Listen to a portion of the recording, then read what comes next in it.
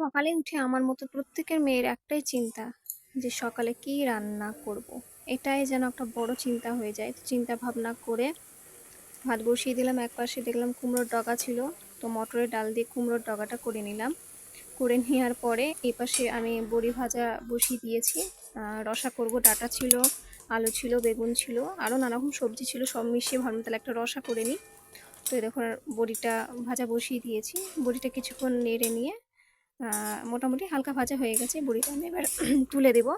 তারপরে ওই কড়াইতে আমি পরিমাণ মতো তেল দিয়ে একটা শুকনো লঙ্কা দিয়ে দিলাম। শুকনো লঙ্কা দিয়ে দেওয়ার পরে ওর মধ্যে দিয়ে দিলাম আমি দুটো মতো তেজপাতা।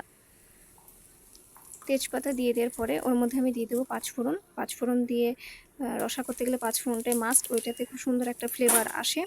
তো একটু খুন্তি দিয়ে আমি নেড়ে নিয়ে যে সবজিগুলো আমি কেটে রেখেছি, তো সবজিগুলো এর মধ্যে আমি অ্যাড করে দেবো।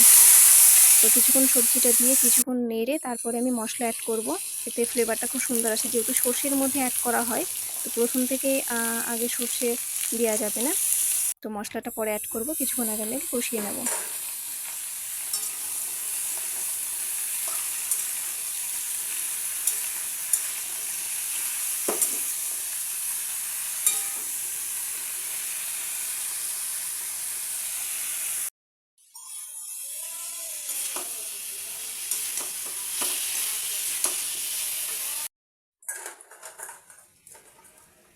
এবার এর মধ্যে দিয়ে দেবো বড়ি। যেহেতু বড়িটা না দিলে রসার কোনো টেস্ট আসে না, ওটাই হলো মেন।